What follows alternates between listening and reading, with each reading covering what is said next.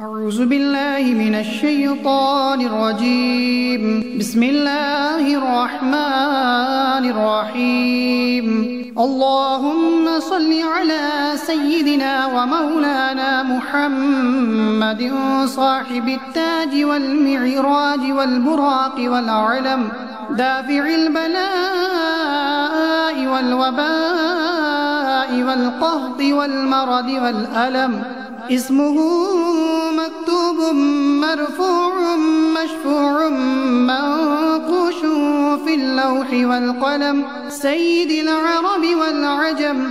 جسمه مقدس معتر مطهر منور في البيت والحرم، شمس الضحى بدر الدجى، صدر العلا نور الهدى، كهف الورى مصباح الظلم، جميل الشيم شفيع الأمم، صاحب الجود والكرم. والله عاصمه وجبريل قادمه، والبراق مركبه، والمعراج سفره، وسدرة المنتهى مقامه، وقاب قوسين مطلوبه، والمطلوب مقصوده، والمقصود موجوده.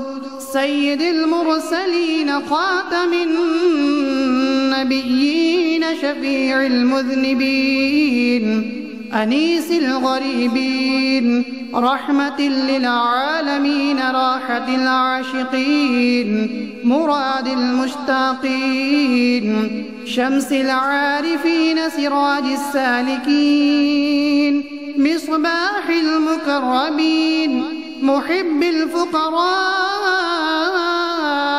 والغرباء والمساكين، سيد الثقلين، نبي الحرمين، إمام القبلتين، وسيلتنا في الدارين، صاحب قاب قوسين، محبوب رب المشرقين والمغربين، جد الحسن والحسين، مولانا ومولى الثقلين، أبي القاسم محمد بن عبد الله، نور من نور الله.